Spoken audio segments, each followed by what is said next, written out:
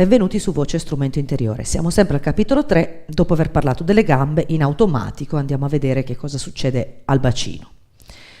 Il bacino nel canto moderno è retroverso, quindi abbiamo già parlato della lirica. La lirica, per via e conseguenza della postura delle gambe che prevedono tra l'altro gamba tesa, glutei stretti, come conseguenza di questa posizione delle gambe nel lirico abbiamo un'anteroversione del bacino, cioè il bacino fa questo, dalla posizione in cui noi lo teniamo normalmente il bacino stringendo i glutei tende a ruotare in avanti. Questa è la posizione della lirica. Invece nel canto moderno abbiamo già visto nel video precedente che le gambe devono essere libere, quindi mettiamo i piedi distanti, liberiamo le ginocchia.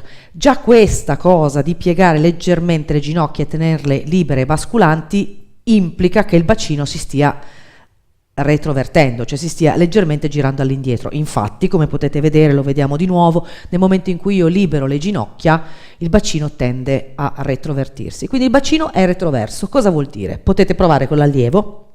Nel momento in cui voi mettete due dita nella pancia e premete contro la pancia dell'allievo, il corpo umano attuerà in automatico delle compensazioni. Vediamo cosa succede al corpo quindi quando voi spingete con due dita la pancia dell'allievo. Il corpo oppone resistenza, ok, alle due dita che spingono, e per non sbilanciarci in avanti noi tenderemo a fare questo aggiustamento.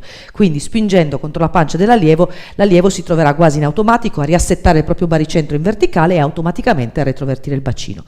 Il bacino nel cantante moderno è libero, deve essere libero di muoversi e basculare. Avete visto sul libro quindi questo esercizio che vedevate prima, che non va fatto quindi a gamba tesa, perché se siete cantanti moderni non lo dovete fare a gamba tesa, lo potete fare con la gamba rilassata.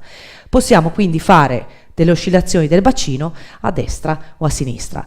Fondamentale per un cantante moderno, quindi per il cantante che viene dal musical, quindi un cantante che deve potersi muovere, e quando voi vi muovete sul palco quindi dovete essere liberi anche nei movimenti del bacino, il bacino deve essere libero di basculare a sinistra e a destra. Immaginate un pendolo, quindi immaginate di essere l'asta del pendolo, state fermi sopra e dovete riuscire a fare questo. Nel momento in cui voi riuscite a fare questo e a liberare la parte inferiore, avete il bacino nella condizione ideale per il canto moderno.